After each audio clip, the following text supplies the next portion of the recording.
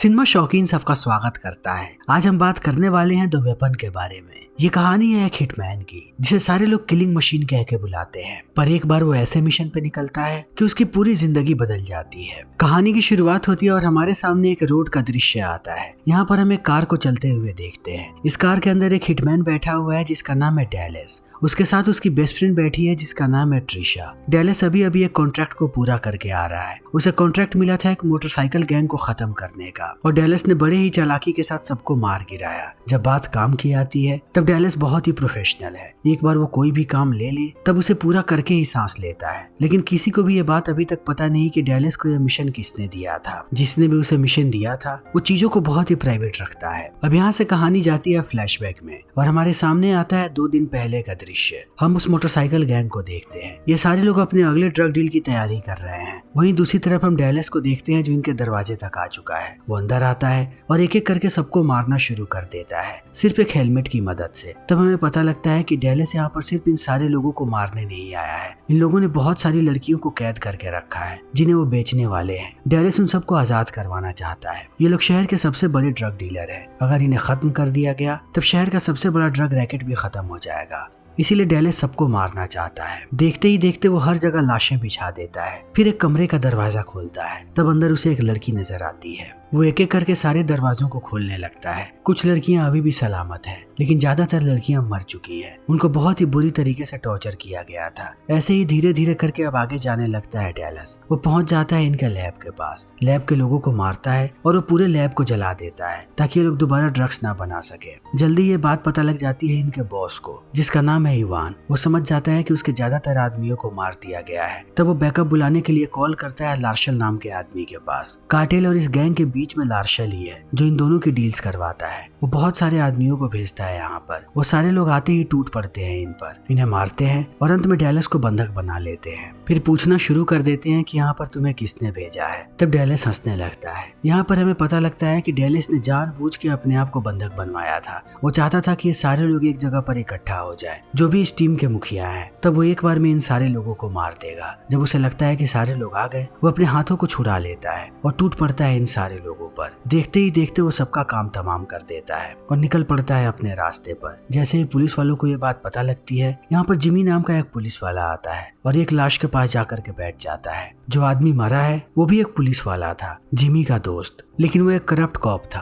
बिल्कुल जिमी की तरह। जिमी समझ जाता है कि यहाँ के हालात अब खराब होते जा रहे हैं। तब वो कॉल करता है अपने पार्टनर को जिसका नाम है एंटोनियो, और पूरी बात बताता है कि यहाँ पर क्या हुआ है। उनका एक साथी मारा गया और ये बहुत ही बुरी बात है क्योंकि ये पुलिस वाला था। तब एंटोनियो कहता है कि मैं इसके बारे में पता लगाता हूँ। वो लग जाता है सारी चीजों को सुलझाने में। वो अगला कॉल करता है पैट्रिक को। पैट्रिक इन सारे लोगों से वाकिफ है, चाहे वो लार्शल हो या फिर कार्टेल हो। पैट्रिक जब सारी चीजों को पता लगाता है तब एंटोनियो को कहता है कि उस गैंग को शायद खत्म किया है डैलेस ने। सबका शक उसी पर जा रहा है और अगर डैलेस इन चीजों में जुड़ा हुआ है तब शायद तुम्हें उसके पीछे नहीं जाना चाहिए। वो आदमी बहुत ही खतरनाक है। लेकिन एंटोनियो उसकी बातों को नहीं सुनता। तभी हम डैलेस को देखते हैं जो पहुंचता है एक मोटेल में ताकि यहाँ पर कमरा लेकर के रात गुजार सके। ट्रिशा बाहर ही है। तभी ट्रिशा के गेट पर आकर के एक बूढ़ा आदमी उस पर चिल्लाने लगता है। डैलेस इन चीजों को देख लेता है और आकर के बंदूक तान देता है बूढ़े आदमी पर। डैलेस को देख करके ऐसा लगता है कि वो गोली चलाने वाला है, लेकिन वो गोली नहीं चलाता। वो बूढ़े आदमी को थोड़े पैसे देता है और कहता है कि यहाँ से भाग जाओ। तब वो वहाँ से चला जाता है। डैलेस ट्रिशा को लेकर के आता है कमरे में। उसने 2 कमरे ले रखे हैं। ट्रिशा कहती है कि आज रात बहुत ही ज्यादा ठंड है, तुम चाहो तो मेरे बिस्तर पर मेरे साथ सो सकते हो। मगर डैलेस कहता है मुझे बाहर जाना है कुछ चीजें लेने के लिए, तुम आराम से जा करके सो जाओ। इतना कह करके वो निकल जाता है। जब ट्रिशा अंदर जाती है तब थोड़ी देर के बाद उससे एक आदमी मिलने आता है जिसका नाम है ब्लू। ब्लू अंधा है। इन दोनों की बातों से हमें पता लगता है कि ब्लू ही बॉस है डैलेस का। उसके साथ साथ वो उसका मेंटोर भी है। जब डैलेस 18 साल का था तब वो जेल से रिहा हुआ था। उसके बाद वो आकर के मिला ब्लू से। तब ब्लू ने उसे सारी चीजें सिखाई और इतना खतरनाक हिटमैन बनाया। तब से वो उसी के लिए काम कर रहा है। ट्रिशा यहाँ पर बात करती है डैलेस के आखिरी मिशन के बारे में।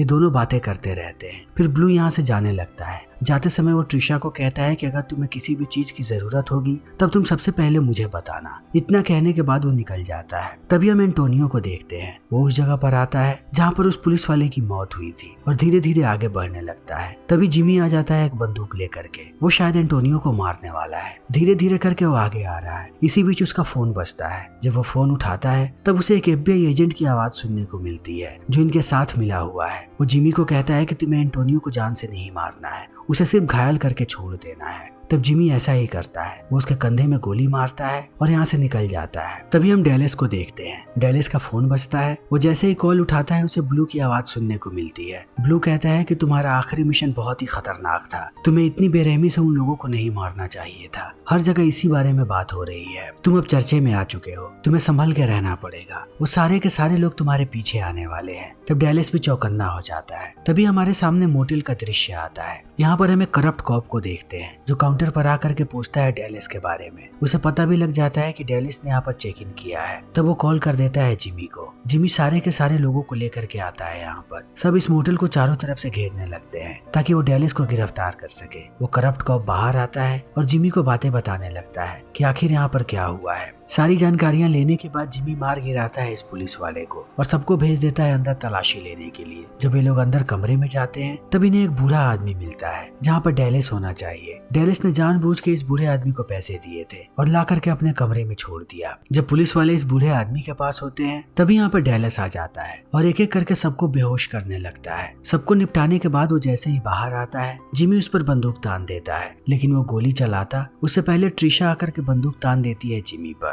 लेकिन जिमी तुरंत पीछे मुड़ता है और ट्रिशा को गोली मार देता है। इस चीज को देखते ही डेलिस बेहोश कर देता है जिमी को, लेकिन उसे एहसास होता है कि ट्रिशा मर चुकी है। तब वो लेकर के आता है उसे बाहर और कब्र खोदने लगता है ताकि वो ट्रिशा को दफना सके। लेकिन यहीं पर उसने जिमी को बांध करके रखा है। वो ट्रिशा को दफनाता है और जिमी से जा करके पूछता है कि तुम किसके लिए काम करते हो, किसने तुम्हें यहाँ पर भेजा है। तब जिमी नाम लेता है लार्शल का कि वो एक बहुत ही बड़ा आदमी है। उसके कार्टेल से भी संबंध है। उसके साथ साथ पूरे सरकार को वही लोग चला रहे हैं। कोई भी पुलिस वाला उसकी पहुंच से बाहर नहीं है। उसने सबको खरीद रखा है। ये सारी जानकारियां लेने के बाद डेलिस जिंदा जला देता है यहाँ पर जिमी को और निकल जाता है। जब वो कार में होता है तब उसे अपनी प्रेमिका याद आती है जिसका नाम है आयरिश, जो थोड़े समय पहले गायब हो गई थी। डेलिस को लग रहा है कि उसे लार्शल ने ही किडनैप किया होगा। तभी उसे अपना बचपन याद आता है। जब वो छोटा था तब एक मोटरसाइकिल गैंग ने उसके पिता को मार दिया। तब से डेलिस किसी भी मोटरसाइकिल गैंग को देखना नहीं चाहता। वो सबको खत्म कर देना चाहता है और लार्शल का कनेक्शन सारे मोटरसाइकिल गैंग्स के साथ है। डेलिस अब कॉल करता है ब्लू को और कहता है कि मुझे तुम्हारी मदद चाहिए, मैं लार्शल तक पहुंचना चाहता हूँ, उसकी सारी जानकारियां मेरे पास भेजो। तभी हम एंटोनियो को देखते हैं जो होश में आ चुका है। वो अपना उपचार करता है और बैठ जाता है अपने कार में ताकि वो घर के लिए निकल सके।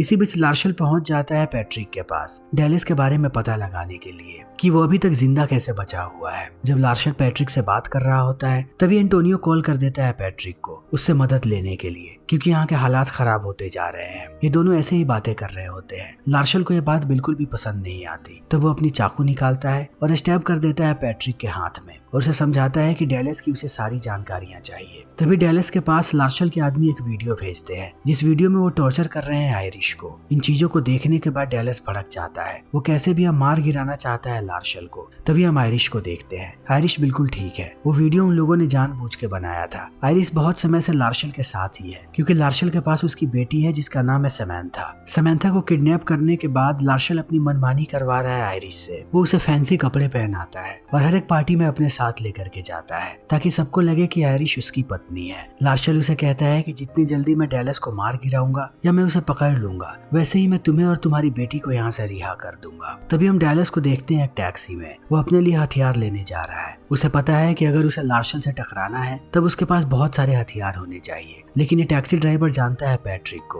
और उसे ये बात भी पता है कि ये सारे लोग डेलिस को ढूंढ रहे हैं। जैसे ही डेलिस पहुंचता है हथियार लेने के लिए यहाँ पर पैट्रिक भी आ जाता है। टैक्सी ड्राइवर ने उससे इतला कर दिया था ताकि उसे ढेर सारा इनाम मिले। पैट्रिक अपने बहुत सारे लोगों को लेकर के आया है ताकि ये सारे लोग डेलिस को मार गिराएं। जब ये सारे लोग डेलिस को चारों तरफ से घेर लेते हैं तब डेलिस तैयार होने लगता है। तभी पैट्रिक का एक आदमी बंदूक निकालता है और वो गोली मार देता है टैक्सी ड्राइवर को ताकि कोई भी यहाँ पर गवाह ना बचे। इस चीज को देखते ही अब अलर्ट हो जाता है डेलिस और एक एक करके मारने लगता है पैट्रिक के सारे लोगों को। तभी पैट्रिक पीछे से आकर के उसके सर पर वार करता है। तब डैलस बेहोश होकर के गिर जाता है नीचे। अब पैट्रिक डैलस को लेकर के जा रहा है लार्शल के पास। तभी उसे एंटोनियो का कॉल आता है। एंटोनियो कहता है कि अगर डैलस तुम्हारे पास है तो उसे मेरे हवाले कर दो, लेकिन पैट्रिक जानता है कि अगर उसने डैलस को एंटोनियो को दे दिया तब लार्शल उसे कभी भी जिंदा नहीं छोड़ेगा। वो उसकी बातों को इग्नोर करके फोन काट देता है। मगर पैट्रिक इस बात को जानता है कि एंटोनियो उसे ट्रेस कर रहा होगा। एंटोनियो जानता होगा कि ये लोग कहाँ पर जा रहे हैं। थोड़ी देर के बाद ये लोग पहुंच जाते हैं लार्शल के हेडक्वार्टर पर। डैलस अभी भी बेहोश है। जब उसे होश आता है तब वो देखता है कि उसके हाथ में एक बंदूक है और उसके सामने कुर्सी पर एक आदमी को बैठा करके रखा गया है। तभी उसे लार्शल की आवाज सुनने को मिलती है। लार्शल डैलस से कहता है कि तुम्हें किसने कॉन्ट्रैक्ट दिया था मेरे मोटरसाइकिल गैंग को खत्म करने के लिए, मुझे उसका नाम जानना है। डैलस कहता है कि मैं सिर्फ अपने आप के लिए काम करता हूँ, मुझे कोई भी कॉन्ट्रैक्ट नहीं देता। डैलस कहता है कि अगर तुम अपनी सलामती चाहते हो तो पैट्रिक को मार गिराओ, हमने पैट्रिक को तुम्हारे सामने बांध करके रखा है। डैलस बहुत जल्दी समझ जाता है कि आदमी पैट्रिक नहीं है। जब वो उसका मास्क हटाता है तब डैलस को पता लगता है कि आदमी कोई और ही है। वो यहाँ से भाग करके अंदर जाने लगता है लार्शल के हेडक्वार्टर की तरफ। अंदर जाने के बाद वो चारों तरफ आयरिश को ढूंढ रहा है। थोड़ी देर के बाद लार्शल के आदमी उसे बेहोश कर देते हैं। जब दोबारा डैलस की आंख खुलती है तब वो अपने आप को एक कमरे में पाता है। यहीं पर पैट्रिक भी है। पैट्रिक को भी उन लोगों ने बंधक बना करके रखा है। थोड़ी देर के बाद ये लोग डैलस को लेकर के जाते हैं दूसरे कमरे में और लार्शल अपने एक आदमी को भेजता है जिसका नाम है मिस्टर मास्क। वो लोगों को टॉर्चर करने में माहिर है। सबसे पहले वो एक इंजेक्शन देता है डैलस को, लेकिन उस इंजेक्शन का उस पर कोई भी असर नहीं होता। तब वो उसे इलेक्ट्रिक शॉक्स देने लगता है और बार बार पूछता है कि उस आदमी का नाम बताओ जिसने तुम्हें कॉन्ट्रैक्ट दिया था मोटरसाइकिल गैंग को खत्म करने के लिए और उस लैब को भी जलाने के लिए। लेकिन डैलस कोई भी जवाब नहीं देता। तब वो बार बार उसे ऐसे ही शॉक्स देते रहता है, लेकिन डैलस को इलेक्ट्रिक शॉक से कोई फर्क नहीं पड़ता। वो चिढ़ाने लगता है मास्क को और कहता है कि तुम मुझे एक बार और शॉक दे सकते हो। एक वक्त के बाद मास्क भी थक जाता है। तब वो वापस भिजवा देता है डैलस को उसके कमरे में। जैसे ही डैलस आकर के लेटता है पैट्रिक उसके सामने आयरिश का नाम ले लेता है। तब डैलस भड़क जाता है और कहता है कि मैंने तुमसे कभी भी आयरिश का जिक्र नहीं किया, तुम उसके बारे में कैसे जानते हो। तब पैट्रिक कुछ नहीं बोलता। डैलस समझ जाता है कि अगर ये लोग यहाँ से बाहर निकल गए तब कहीं पैट्रिक लेकर के जा सकता है डैलस को आयरिश के पास। वो नाटक करने लगता है पैट्रिक को मारने का। इन चीजों को देखने के बाद गार्ड्स अंदर आ जाते हैं। जैसे ही वो अंदर आते हैं डैलस एक एक करके सबको मारना शुरू कर देता है और अब वो पैट्रिक को लेकर के आगे जा रहा है ताकि वो आयरिश के पास पहुंच सके। ऐसे ही गार्ड्स आते जा रहे हैं और ये सबको मार रहे हैं। पैट्रिक लड़ने में उतना अच्छा नहीं है, उसे एक गोली लग जाती है। तब वो छुप छुप के हमला करता है सारे लोगों पर। तभी लार्शल को ये बात पता लग जाती है कि डैलस भाग चुका है। वो भड़क जाता है और अपने सारे आदमियों को चौकन्ना कर देता है कि जितनी जल्दी हो सके वो लोग डैलस को मार गिराए। जब आयरिश को ये बात पता लगती है तब वो लार्शल को कहती है कि तुम लोग आसानी से डैलस को नहीं मार पाओगे, तुम्हें शायद पता नहीं कि वो क्या है, वो जल्दी ही तुम्हारे पास आएगा और तुम्हें भी मार देगा। और दूसरी तरफ ऐसा ही होता है। डैलस एक एक करके लार्शल के सारे लोगों को मारता जा रहा है। हर तरफ उसने लाशें बिछा दी है और अब पैट्रिक भी उसका साथ दे रहा है। ये दोनों एक साथ मिलकर के काम कर रहे हैं। तभी हम एंटोनियो को देखते हैं। उसे पता लग जाता है कि पैट्रिक अभी कहाँ पर है। तब वो अपनी पूरी टीम को लेकर के आने लगता है और स्पेशल फोर्सेस को भी इत्तला कर देता है ताकि वो जल्दी यहाँ पर बैकअप भेजे। एक ही झटके में एंटोनियो सारे लोगों को पकड़ लेगा, चाहे वो पैट्रिक हो या फिर डैलस, उसके साथ साथ लार्शल के गैंग को भी। अंदर जब डैलस धीरे धीरे आगे बढ़ता है तब उसका सामना होता है दो जुड़वा भाइयों से। वो बंदूक का इस्तेमाल नहीं करते। वो डैलस को कहते हैं कि हम चाहते हैं कि तुम भी बंदूक का इस्तेमाल ना करो और हम हैंड टू हैंड कॉम्बैट करें। तब डैलस इस चीज को एक्सेप्ट करता है और इनके बीच लड़ाई शुरू हो जाती है। बहुत देर तक इनके बीच घमासान लड़ाई होती रहती है, लेकिन अंत में डैलस इन दोनों को मार गिराता है। ये लार्शल के सबसे बेहतरीन सिपाही थे। लार्शल ने कैमरे में इस चीज को देख लिया है। अब वो बहुत ही बुरी तरीके से डरा हुआ है। आयरिश उसे कहती है कि जल्दी ही डैलस यहाँ पर आ जाएगा, फिर वो तुम्हें भी मारेगा। अगर तुम्हें जिंदा रहना है तो एक ही रास्ता है, मेरी बेटी को छोड़ दो और जितनी जल्दी हो सके यहाँ से दूर भाग जाओ, तभी तुम जिंदा बच पाओगे। तभी ये लोग देखते हैं कि एंटोनियो भी फोर्स को लेकर के गेट पर आ चुका है। लार्शल और भी ज्यादा डर जाता है। आयरिश की सलाह को वो मानता है और निकल पड़ता है यहाँ से। तभी पैट्रिक डैलस को लेकर के आ जाता है लार्शल के कमरे में। तब वो आयरिश से मिलता है।